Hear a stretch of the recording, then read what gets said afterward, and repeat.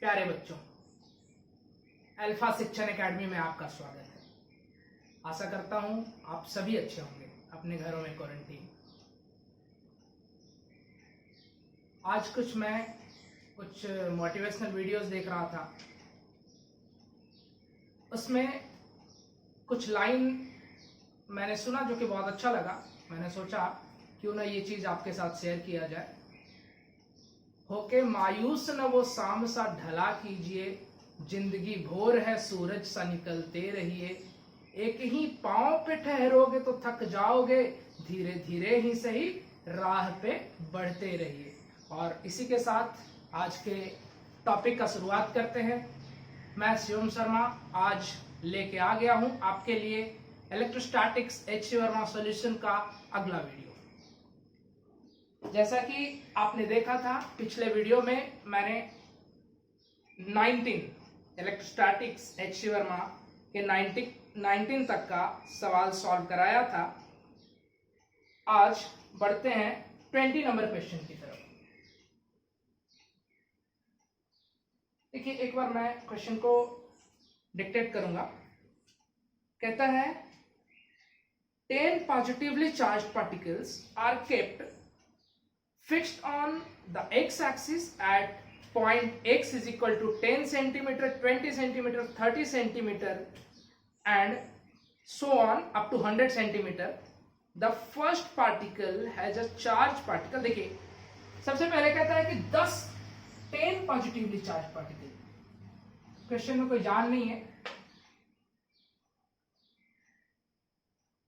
1 2 3 4 5 6 7 ऐसे ऐसे करके 10 1 2 3 4 5 6 7 अप टू 10 पार्टिकल्स हैं। और ये इनका जो डिस्टेंस है 10 centimetre, 20 centimetre, 30 centimetre up to 100 centimetre. देखिए, इस पे चार्ज भी दिया है। इस पे जो चार्ज है वो है 1 into 10 raise to the power -8 coulomb. इस पे 8 into 10 raise to the power -8 coulomb. इस पे 27 into 10 raise to the power -8 coulomb. और इस पे है 64, मतलब ऐसे ही। और यहां पे है 1000 into 10 raise to the power -8 coulomb का चार्ज है। कहता है सेंटर पे 1 कूलम का चार्ज अगर हम प्लेस कर दें, I think this is not visible. 1 coulomb का चार्ज प्लेस कर दें तो कहता है कि इन सभी चार्जेस के द्वारा, जितने भी चार्जेस हैं 10 सेंटीमीटर के डिस्टेंस पे, इन सभी 10 सेंटीमीटर के डिस्टेंस पे जो चार्जेस हैं उन सबके कारण 1 कूलम पे फोर्स कितना लगेगा। तो यही नेट फोर्स कैलकुलेट करना, कुछ नहीं करना है, बस आपको सबके कारण फोर्स कैलकुलेट करना है। तो देखिए, ये इस पे फोर्स लगाएगा, हमने इसे F1 कह दिया। ये इस पे फोर्स लगाएगा, हमने इसे F2 कह दिया। ये भी फोर्स लगाएगा, इसे हमने F3 कर दिया। और वैसे ही इसे हमने F10 कर दिया। देखिए, F नेट जो होगा वो होगा F1 plus F2 up to F10 तक का। तो F नेट हम कैलकुलेट कर लें। के अंदर में 1 into 10 raise to the power -8 upon R कितना है 10 into 10 raise to the power -2 का होल स्क्वायर प्लस 2। इसे हम क्या लिख सकते हैं? देखिए, 8 को हम 2 का क्यूब, जो भी दिया है ना वो क्यूब के फॉर्म में ही दिया है। यहाँ पे 3 का क्यूब, यहाँ पे 4 का cube into 10 raise to the power -8। और इसे हम क्या लिख सकते हैं? 10 का cube into 10 raise to the power -8। तो वैसे ही 1 इंटू 2 का cube into 10 raise to the power -8 upon 20 into 10 raise to the power -2 का होल स्क्वायर। और ऐसे ही अगर मैं इसे लिख दूं 1 इंटू 10 का cube into 10 raise to the power -8 upon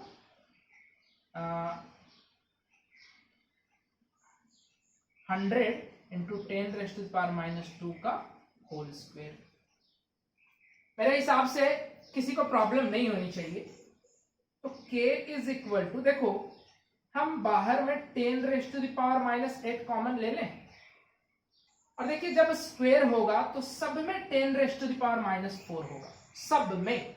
तो मैं नीचे 10⁻⁻4 भी कॉमन ले लेता हूं। यहां पे क्या बच गया, 1/10 का स्क्वायर प्लस 2 का क्यूब। ये 20 को क्या लिख सकता हूं, 20 का स्क्वायर होगा तो हम क्या लिख सकते हैं, 2 का स्क्वायर इंटू 10 का स्क्वायर। फिर लिख सकते हैं 10 का क्यूब, फिर यहां पे क्या लिख सकते हैं, ये 100 का स्क्वायर 10,000 हो जाएगा, तो हम लिख सकते हैं 10 का स्क्वायर इंटू 10 का स्क्वायर।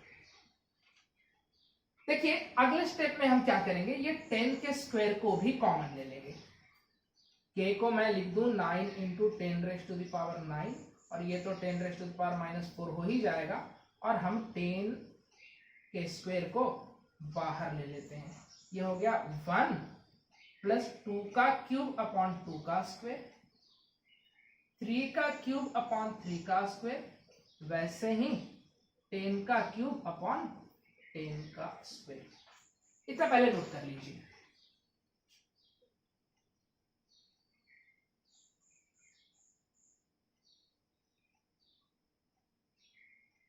चलिए 10 के स्क्वायर से इसे हमने डिवाइड कर दिया, ये आ जाएगा 10⁻7। चलो इसे अगले स्टेप में लिखते हैं। तो मैं लिख दूं 9 इंटू 10 का पावर 7 इंटू 10⁻⁻4, तो ये क्या हो जाएगा 10⁻3, 10⁻7 और 10⁻3। और देखिए यहां पे इन सब का स्क्वायर एक डिवाइड कर देगा, आपके पास आएगा 1 प्लस 2 प्लस 3 अप टू 10। और ये क्या है, ये किस तरह का सीरीज है, ये एक अरिथमेटिक प्रोग्रेशन है। तो हम इसे कह सकते हैं 9 इंटू 10⁻9 इंटू, देखिए अरिथमेटिक प्रोग्रेशन अगर आपको नहीं आता होगा तो मैं SN मतलब सम ऑफ nth टर्म, तो हम क्या करेंगे, इसका फार्मूला होता है n/2, where n is the number of term, 2a plus n-1 into d, और इस फॉर्मूले में हम रख देते हैं n/2 मतलब 10/2, 2a क्या है, first term is 1 plus n-1, 10-1 is 9, d is 1, d is the common difference, 2 ये 5, 9 to 11, 11 5 is 55। तो हम इसके जगह पे क्या लिख सकते हैं 55। तो 55 into 9 into 10⁻3, the answer is, let me check, answer is 4.95 into 10⁻5। जब आप इसे सॉल्व करेंगे तो इतना आंसर आएगा, और यही आपका आंसर है।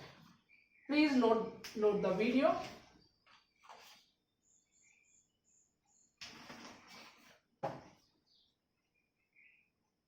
मैं इसे इरेज करता हूं।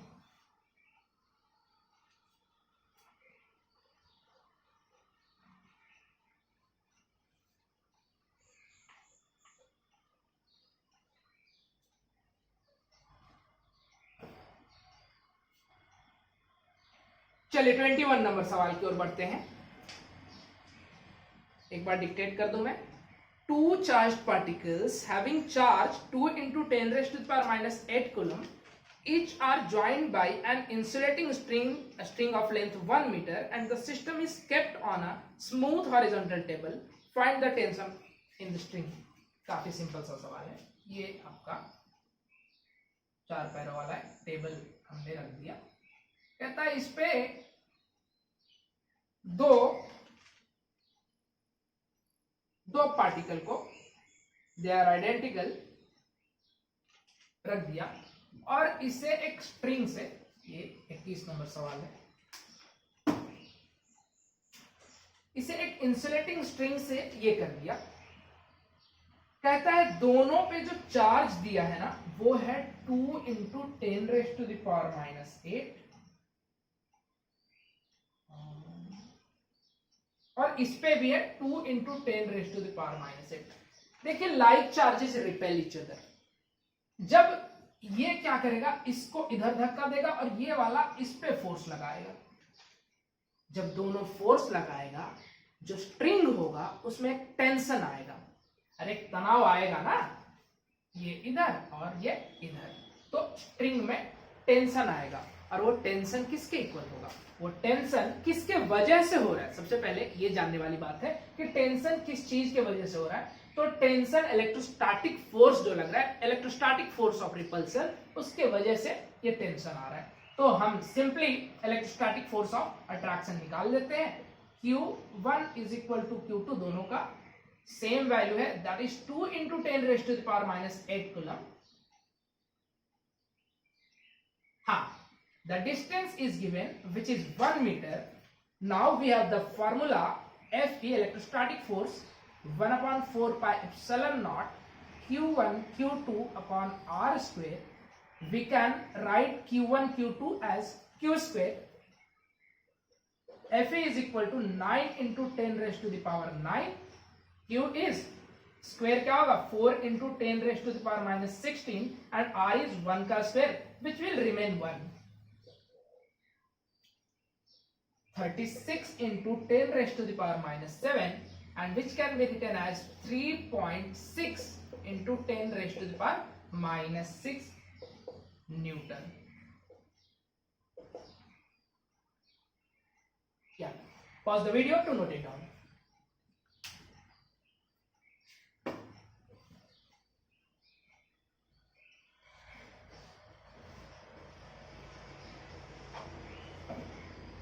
चलिए बढ़ते हैं अगले क्वेश्चन की ओर। 22 नंबर सवाल। देखिए अब तक तो हलवा सवाल कर रहे थे, सभी चटनी था। ये जो 22 नंबर सवाल है ना, मैं जब 12th क्लास में था, जब स्टार्टिंग में गया था और एच.सी. वर्मा लेके जब स्टार्ट किया था, तो जो मुझे पहला जो ये सवाल था 22 नंबर, ये सबसे ज्यादा परेशान किया था। तो देखिए है ऐसे कुछ नहीं, बस अगर आपका Newton's law of motion NLM सही नहीं है तो मे भी इसमें प्रॉब्लम आएगा। मैं कोशिश करूंगा जिनका भी प्रॉब्लम है मैं उसको सॉल्व कर दूं। देखिए मैं एक बार डिक्टेट कर दूं। 2 identical balls each having a charge of 2 into 10⁻⁻7 coulomb and the mass of 100 gram are suspended from a common point by 2 insulating strings each 50 centimeter long. देखिए कंडीशन क्या है कि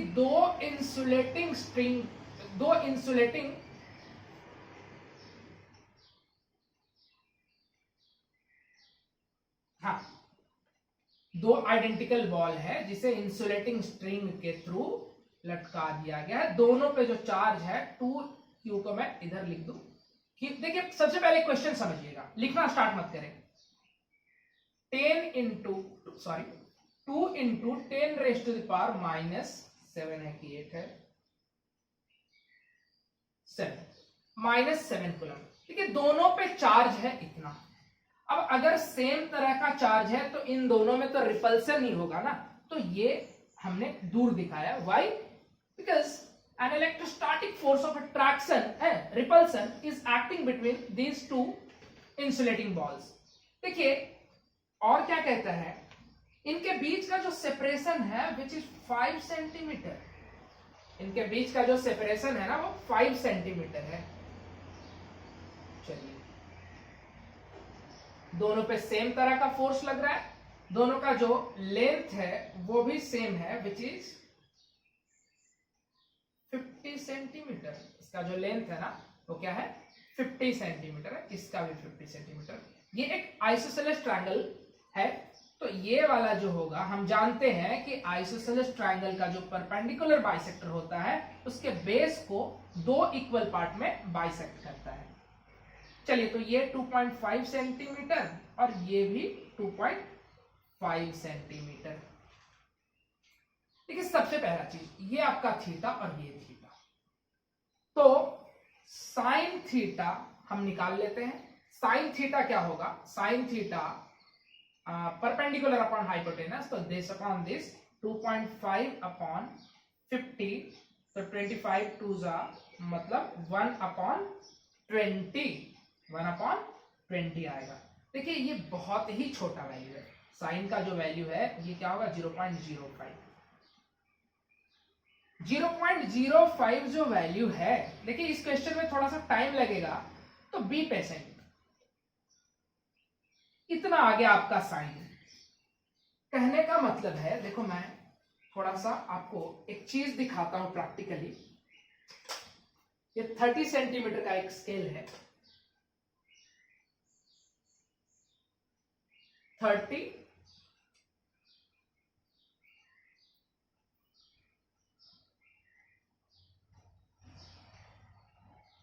+ 20। देखिए ये 50 सेंटीमीटर हो गया, ठीक है।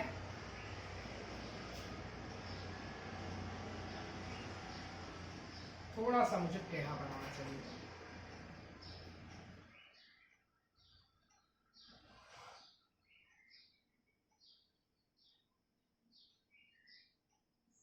चलिए 2.5 सेंटीमीटर इतना होगा, और अगर हम मिलाएं इसे अगर मैं मिलाऊं तो देखिए ये दोनों डिस्टेंस ऑलमोस्ट सेम होगा। ये जो दोनों डिस्टेंस है ना वो ऑलमोस्ट सेम है। देखो ना ये जो 50 है और ये कितना है 2.5 है, ये कितना बड़ा है इससे, ये कितना ज्यादा बड़ा है। कहने का मतलब है कि आपका जो बेस है ना, एकदम बेसिक चीज में बता रहा हूं, बेस और हाइपोटेनस दोनों भी करीब करीब सेम है। अगर आपका ये जो परपेंडिकुलर है ये बहुत छोटा है, बहुत ज्यादा छोटा है, तो आपका जो बेस और हाइपोटेनस दोनों क्या हो जाता है, ऑलमोस्ट सेम ही है। आप देखिए ना बेस और हाइपोटेनस कितने का डिफरेंस है, बहुत, हाँ डिफरेंस है बट वो नेग्लिजिबल है। तो हम जानते हैं कि अगर थीटा बहुत, if theta is very small, तो साइन थीटा और टैन थीटा दोनों क्या हो जाते हैं, इक्वल हो जाते हैं। साइन थीटा और टैन थीटा दोनों इक्वल हो जाते हैं। तो हम टैन थीटा को क्या लिख सकते हैं, बोलिए, sine theta upon cos theta. चलो इसको छोड़ो, थीटा अगर बहुत छोटा हो गया तो हम क्या कह सकते हैं, cos theta base upon hypotenuse होता है। अगर ये दोनों भी इक्वल है तो ये क्या हो जाएगा, 1 हो जाएगा। और देखिए ना अगर ये बहुत छोटा है, आपका साइन थीटा कितना आ गया, साइन थीटा आपका 1/20 है, मतलब साइन थीटा 1/20 है, तो कॉस थीटा कितना होगा, मैं आपको कैलकुलेट करके दिखाता हूं। साइन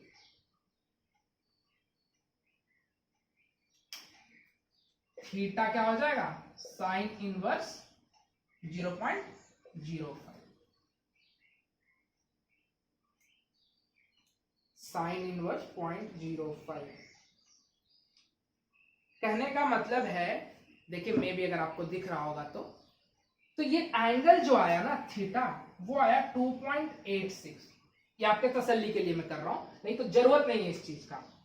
अब देखिए ये थीटा है तो कॉस ये डिग्री में है, अगर इतना कॉस 2.86 अगर मैं कर दूं, कॉस 2.86, तो मे बी अगर आपको दिख रहा होगा तो ये है 0.99874544। कहने का मतलब है कि अप्रोक्सीमेटली इक्वल टू 1 है, अप्रोक्सीमेटली इक्वल टू 1 है। आप इस चीज से समझ सकते हैं।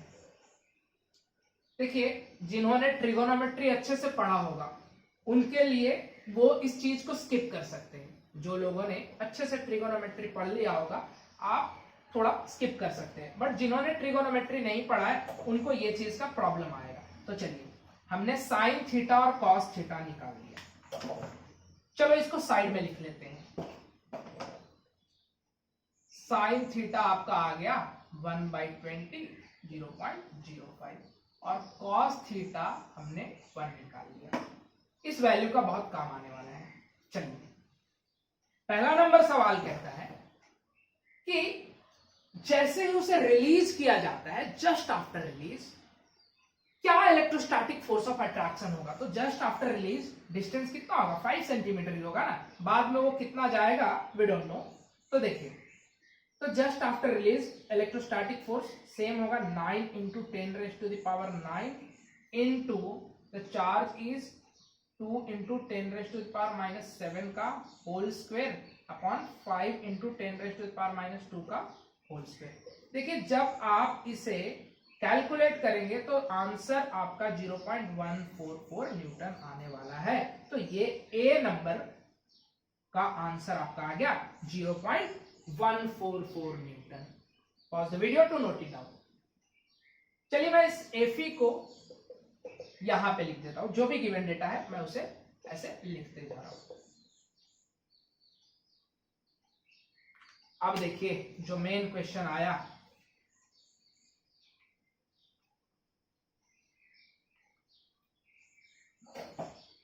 मेन क्वेश्चन कहता है बी नंबर, मैं पढ़ लूं एक बार। कहता है the components of resultant force on it along and perpendicular to the string. देखिए, आपका ये स्ट्रिंग है,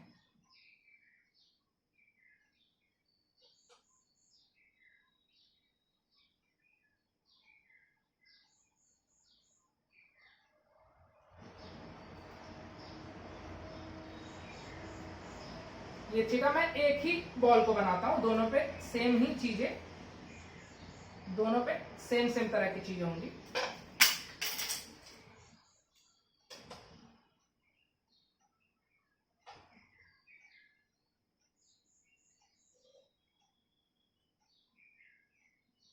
ये mg।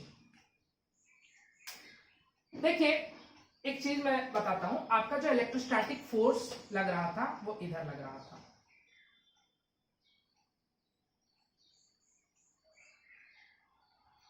ठीक है, रेड कलर का जो इंक से मैंने लिखा है ये आपका एफई है, एफई का वैल्यू वहां लिखा है। ब्लू कलर से है वो आपका mg है, और ये तो आपका टेंशन इसमें लगेगा ही। ये थीटा तो ये भी थीटा। अब देखिए, आपको निकालने क्या कहता है? कहता है कि along resultant force along the string, ये आपका स्ट्रिंग है मतलब इसके अलोंग, और परपेंडिकुलर टू द स्ट्रिंग, तो इसके परपेंडिकुलर ऐसा कुछ ये दिख रहा है परपेंडिकुलर, तो इसके परपेंडिकुलर ये हो गया और इसके अलोंग ये हो गया। तो along and perpendicular to the string, along and perpendicular to the string को हम क्या लिखेंगे, कैसे ड्रॉ करेंगे? देखिए, ये जो परपेंडिकुलर टू द स्ट्रिंग है ना, मैं उसे ग्रीन कलर के मार्कर से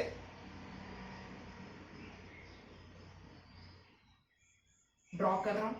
चलिए, कर दिया ड्रॉ। और आपका ये जो अलोंग वाला फोर्स है ना, यही होगा ना इसके अलोंग, वो मैं ब्लैक कलर के मार्कर से दिखा दे रहा हूं ताकि आपको कोई भी चीज कॉम्प्लिकेटेड ना लगे। अब देखिए, हमें जो रिजल्टेंट फोर्स कहता है वो ग्रीन कलर के मार्कर से जो मैंने लाइन ड्रॉ किया है इसके अलोंग, और ब्लैक कलर से जो मैंने लाइन की ड्रॉ किया है इसके अलोंग पूछता है। चलिए, ये आपका mg, सबसे पहले एंगल का कैलकुलेशन कर लेते हैं। आप ये दोनों तो परपेंडिकुलर है ना, क्योंकि हमें अगर ये थीटा तो ये कितना होगा 90 माइनस थीटा। अब ये दोनों भी परपेंडिकुलर है, ये वाला लाइन और रेड कलर का जो लाइन है ये दोनों भी परपेंडिकुलर है, और उसमें ये वाला एंगल का पार्टिसिपेशन 90 माइनस थीटा है, तो this one would be theta, ये वाला थीटा रहेगा। अब देखिए, ये थीटा तो कॉरस्पॉन्डिंग वर्टिकली ऑपोजिट एंगल से ये भी थीटा। इसको मैं इरेज कर दूं, इसका कोई काम है नहीं वैसे। चलिए, एफई को अब हम देखिए दो फोर्सेज हैं, इन्हीं दोनों फोर्स क्या कर रहे हैं, परपेंडिकुलर और पैरेलल कंपोनेंट में पार्टिसिपेट कर रहे हैं। तो Fe का कंपोनेंट, दो कंपोनेंट हम निकाल लें तो Fe क्या होगा, ये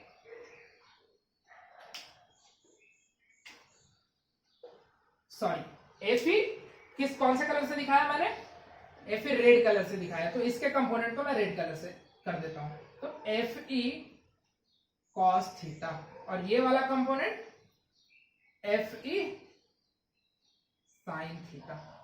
देखिए mg को मैंने ब्लू कलर के इससे दिखाया है, तो mg को भी मैं दो कंपोनेंट में क्या कर देता हूं, रिजॉल्व कर देता हूं। तो ये आपका mg, तो mg का एक कंपोनेंट ये होगा और ये कंपोनेंट ये होगा, ये वाला क्या होगा, mg cos थीटा और ये वाला mg sin थीटा। चलो भैया हो गया, mg sin theta, mg cos theta. हाँ चलिए मैंने सभी को रिजॉल्व कर दिया। एक बार और समझ लीजिए आप, हमने mg को दो कंपोनेंट में रिजॉल्व किया, एक तो ये और एक तो ये आपको क्लियर होना चाहिए कि क्वेश्चन क्या कह रहा है। क्वेश्चन ये कह रहा है कि आप mg, ये जो भी फोर्सेज हैं वो अलोंग द स्ट्रिंग और परपेंडिकुलर टू द स्ट्रिंग, उसका रिजल्टेंट बताइए। बस हमने mg को दो कंपोनेंट में रिजॉल्व कर दिया, Fe को दो कंपोनेंट में रिजॉल्व कर दिया। अब देखिए, अब मेन क्वेश्चन स्टार्ट होता है। कहता है कि ये जो टेंशन है अलोंग द स्ट्रिंग का रिजल्टेंट फोर्स क्या होगा, तो टेंशन इधर है और इधर कुछ फोर्स लग रहा है, टेंशन इधर है और इधर कुछ फोर्स लग रहा है, तो रिजल्टेंट ऐसे ही निकालेंगे ना। याद कीजिए टग ऑफ वॉर की कहानी। टग ऑफ वॉर में क्या होता है, कुछ लोग इधर से मिलके खींच रहे होते हैं और कुछ लोग इधर मिलके खींच रहे होते हैं। तो मान लेते हैं कि टेंशन इधर लग रहा है और इधर दो फोर्स लग रहा है। देखो एक चीज और मैं बता देता हूं, मैं थोड़ा सा विजुअलाइज कराता हूं आपको। ये जो मोटू है ना,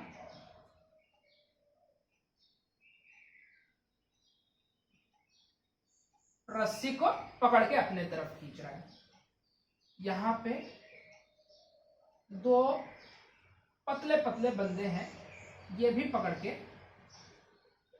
रस्सी को खींच रहे हैं। देखिए ये वाला जो मोटू है इसका नाम है टेंशन, ये टेंशन है। उन लोगों के लिए ये चीज है जिन्होंने अच्छे से न्यूटन्स लॉ ऑफ मोशन नहीं पढ़ा है, और ये इसका नाम हम रख देते हैं Fe sin थीटा और इसका नाम हम रख देते हैं mg cos थीटा।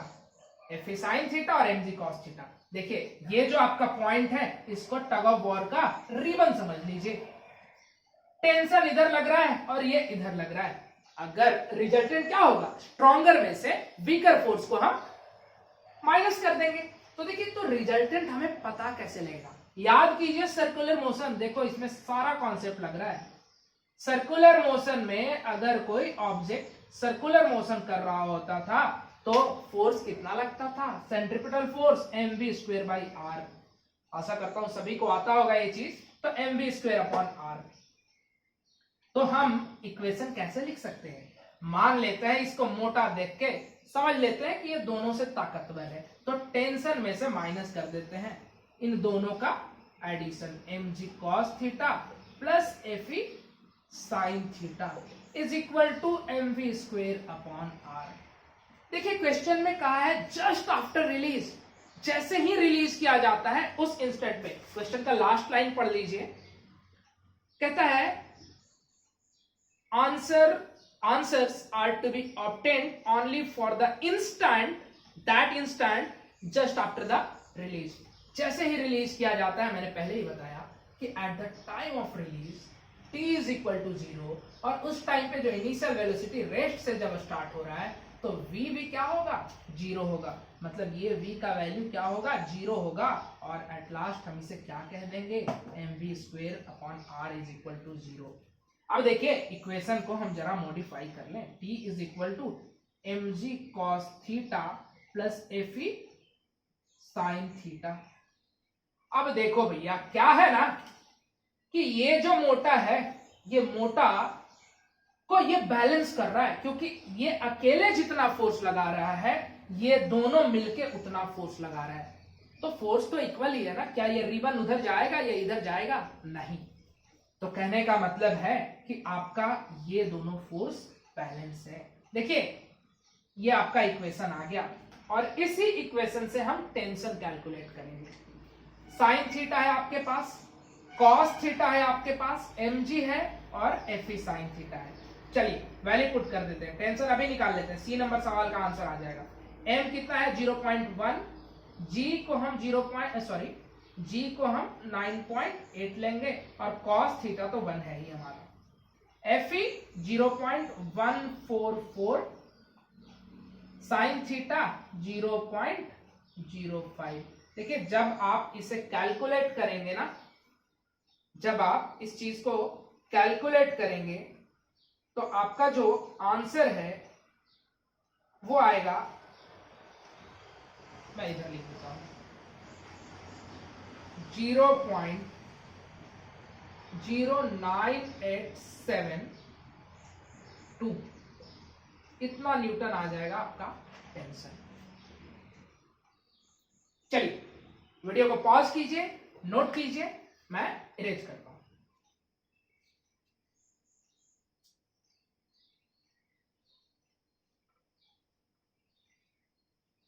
तो देखिए सबसे पहला चीज, इस चीज से कंक्लूजन क्या निकला कि जितना वो मोटा खींच रहा था, दो लोग मिलके उतना ही खींच रहा था, तो अलोंग द स्ट्रिंग जो आपका नेट फोर्स हुआ वो क्या हुआ? रिजल्टेंट फोर्स वो 0 है। अलोंग द स्ट्रिंग कोई फोर्स नहीं लगेगा। तो बी नंबर का जो पहला ये था, along the string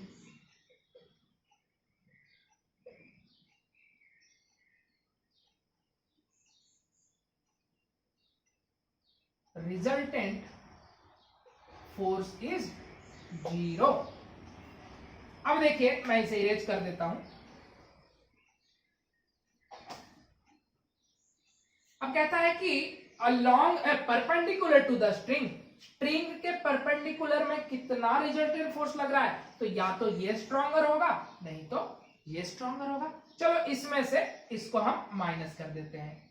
perpendicular to the string F net क्या होगा? एफ ई, ये देख लीजिए, F E cos theta minus ये वाला एम जी साइन थीटा। सारा वैल्यू नोन है, एफ ई भी पता है हमें 0.144, cos theta is 1, M is 0.1, G is 9.8। अगर देखिए 10 नहीं लिखा है तो आप 9.1 ही लीजिए। अगर 10 भी लेते हैं तो ज्यादा वेरिएशन नहीं आने वाला है, और ये 0.05। देखिए जब आप इसे कैलकुलेट करेंगे ना तो ये 0.095 न्यूटन आ जाएगा। ये आपका नेट फोर्स हुआ along, sorry, perpendicular to the string. देखो अब परपेंडिकुलर टू द स्ट्रिंग ही फोर्स लग रहा है, अलोंग द स्ट्रिंग तो क्या था? Along the string net force तो 0 हो गया, तो जो भी फोर्स लग रहा है वो परपेंडिकुलर टू द स्ट्रिंग ही लग रहा है। अब देखिए सी नंबर सवाल तो हमने निकाल लिया टेंशन का। डी नंबर सवाल कहता है acceleration of one of the ball. चलिए वीडियो को पॉज कीजिए, नोट कीजिए, मैं इरेज करता हूं इसे। अभी जो एफ नेट आया वो कितना था? 0.095 मीटर। देखिए एक्सेलरेशन तो नेट एक्सेलरेशन हम क्या जानते हैं? F net is equal to M A. तो ए क्या होगा? F net upon M. आपका नेट फोर्स कितना था? 0.095 and the mass is 0.1, acceleration is 0.95 metre per second square. देखिए बहुत ही बेहतरीन क्वेश्चन था, एच.सी. वर्मा का one of the finest question है ये। चलिए इसे नोट कर लीजिए। अगर आपको समझ नहीं आए आप कमेंट सेक्शन में कमेंट कीजिए, कोशिश करूंगा मैं आपके डाउट को क्लियर कर दूंगा। चलिए पॉज कीजिए, वीडियो को नोट कीजिए।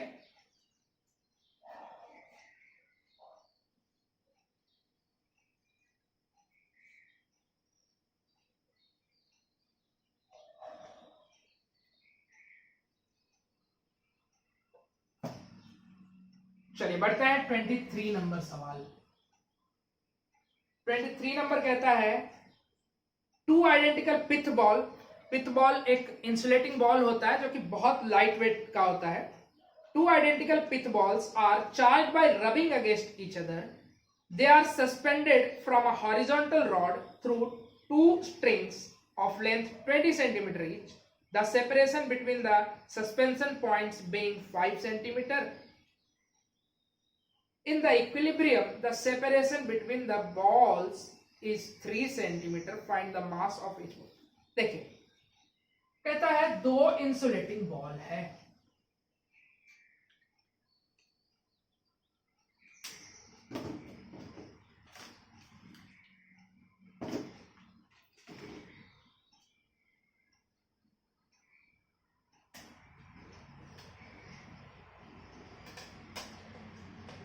एक हॉरिजॉन्टल रॉड है, एक हॉरिजॉन्टल रॉड है जिसमें दो स्ट्रिंग क्या है बंधे हुए हैं। इनके बीच का जो डिस्टेंस है 5 सेंटीमीटर है। इन दोनों को रब करके चार्ज कर दिया जाता है।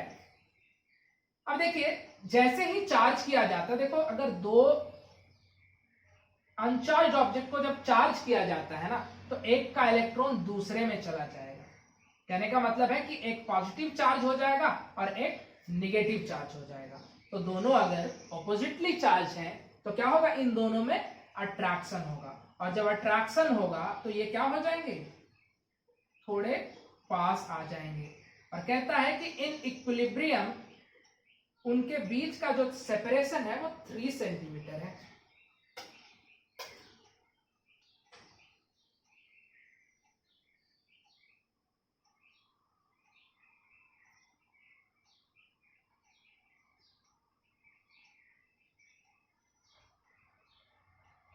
चलिए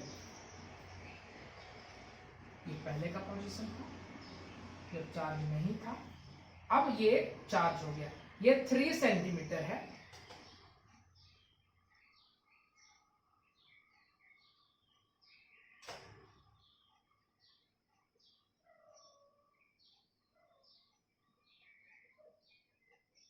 तो ये 3 तो ये भी 3, तो 5 तो ये 1 और ये भी 1। और स्ट्रिंग का जो लेंथ है, हाँ ये भी दिया है, स्ट्रिंग का लेंथ कितना था 20 सेंटीमीटर था। तो देखिए ये 1 और ये 20 हम इसे थीटा मान लेते हैं।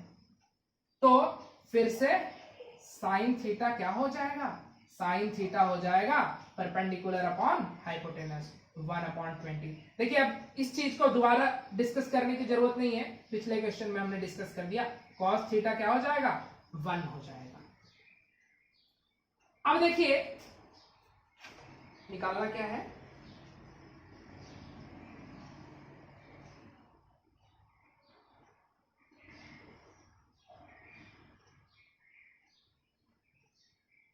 हाँ find the mass of each ball.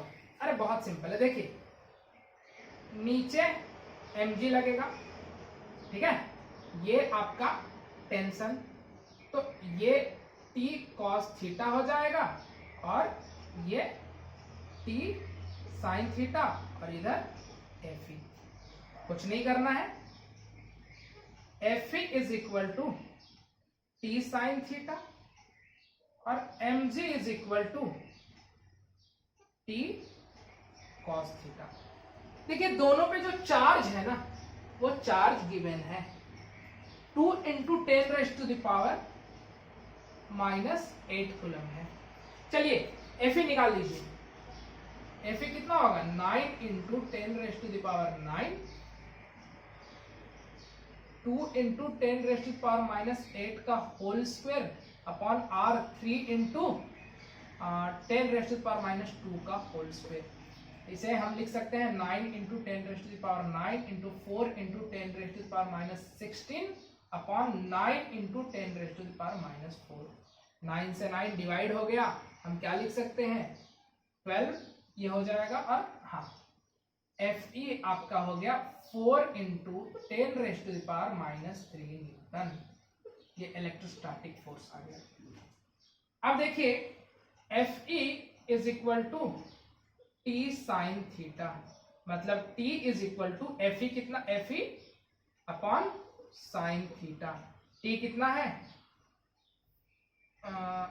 Fe कितना है 4 इंटू 10⁻³ साइन थीटा इज 1/20 मतलब 0.05 1/20 ही लिखते हैं, 20 ऊपर जाके क्या होगा 80 इंटू 10⁻³ तो टेंशन इन द स्ट्रिंग हम इसे क्या लिख सकते हैं 8 इंटू 10⁻² न्यूटन। ये आपका टेंशन आ गया। मास के लिए mg is equal to T cos theta, तो m क्या होगा, t अभी अभी आपने निकाला 8 into 10⁻², cos theta is 1 and g is 9.8।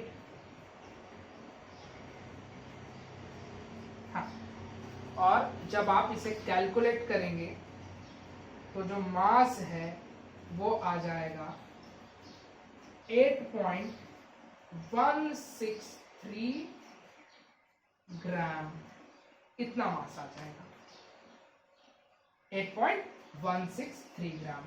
Pause the video to note it down.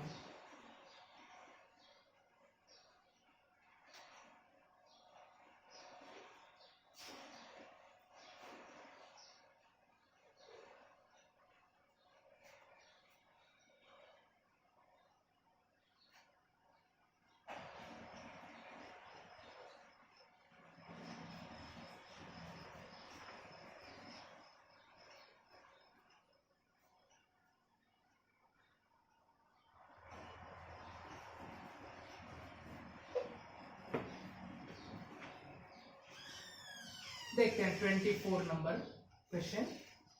The two small spheres each having a mass of 20 gram are suspended from a common point by two insulating string of length 40 centimeter each।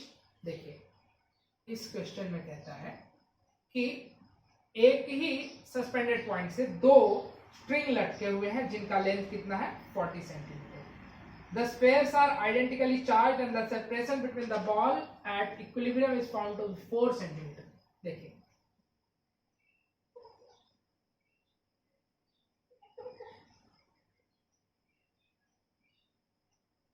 ये कितने का है 40 centimetre के length का string है, 4 centimetre है। हाँ हमें क्या पूछता है, चार्ज पूछता है। मास दिया है इसका 20 ग्राम, ये बॉल का जो मास है हम इधर गिवन क्वांटिटी लिख लेते हैं, 20 ग्राम मास है। हाँ लेंथ कितना है 40 सेंटीमीटर है। चलिए देखिए एच वर्मा जी ने थोड़ा सा कन्वीनियंट हमारे लिए कर दिया है, सभी का एक ही जैसा वैल्यू दिया है। तो ये 4 है तो ये कितना है 2 होगा, ये थीटा तो ये भी थीटा। चलिए साइन थीटा क्या होगा, साइन थीटा होगा 2/40 मतलब 1/20। प्रीवियस क्वेश्चन में जैसा देखा था कॉस थीटा क्या होगा 1 हो जाएगा। चलिए ये वैल्यू को पहले नोट कर लीजिए। अब कहता है कि चार्ज निकालिए, सेम सारा प्रोसीजर सेम है। देखिए नीचे mg, नीचे क्या होगा mg लगेगा, इधर Fe, इसमें टेंशन, टेंशन को दो कंपोनेंट में रिजॉल्व कर देते हैं। T cos थीटा, अगर ये थीटा तो ये भी थीटा, ये T cos थीटा और इधर जो कंपोनेंट होगा ये T sin थीटा। चलिए लिख दीजिए equation, Fe is equal to T sin theta पहला number equation, mg is equal to T cos theta दूसरा नंबर। चलिए Fe पता है हमें, नहीं Fe नहीं पता है, साइन थीटा पता है, चलिए cos थीटा पता है, mg पता है, हाँ मास हमें पता है। हम दूसरे इक्वेशन को देखेंगे, mg कितना है, मास 20 ग्राम मतलब 0.02 किलोग्राम, और g कितना है 9.8। तो t क्या होगा, और इसे 1 से डिवाइड कर दो, तो t अगर t हमें जो निकलेगा, कैलकुलेट कर लेता हूं मैं, 0.196 होना चाहिए, 9.8 इंटू 0.02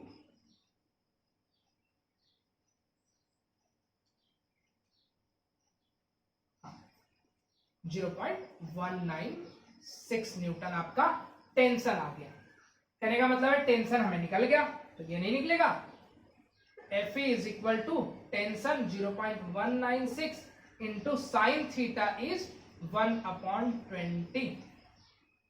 तो Fe इज कितना होगा, 0.05 ही ले लीजिए ना, इंटू 0.05, 9.8 इंटू 10⁻³ न्यूटन। कहने का मतलब है कि जो इलेक्ट्रोस्टैटिक फोर्स लग रहा है इन बॉल पे वो इतना लग रहा है। इनके बीच का डिस्टेंस हमें दिया है तो हम निकाल लें। कहता है Fe हमें दिया है, तो Fe इज इक्वल टू क्या होता है, K, दोनों चार्ज आइडेंटिकल है तो Q² अपॉन R²। तो Fe 9.8 into 10⁻³ 9 into 10⁻⁹, Q² is not known and R is 4, मतलब 16 इंटू 10⁻⁴। जब आप Q² करेंगे तो 9.8 into, what was the distance, which was 4 centimeter, yeah, 9.8 into 10⁻⁵, 9.8 into 10⁵,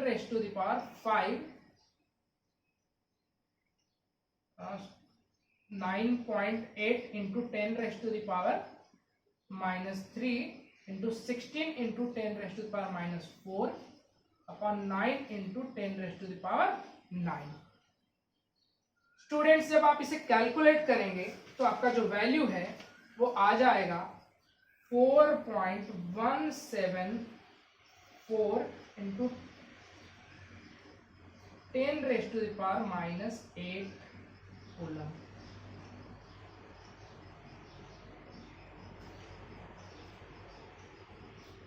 तो ये था आपका 24 नंबर सवाल। आप वीडियो को पॉज कीजिए, नोट कीजिए, और आज के लिए बस इतना ही। विदा लेते हैं। बहुत जल्द ही आपके सामने अगले वीडियोस के साथ 24 ऑनवर्ड्स आएंगे, और जो भी इन 5 या 6 प्रॉब्लम में आपको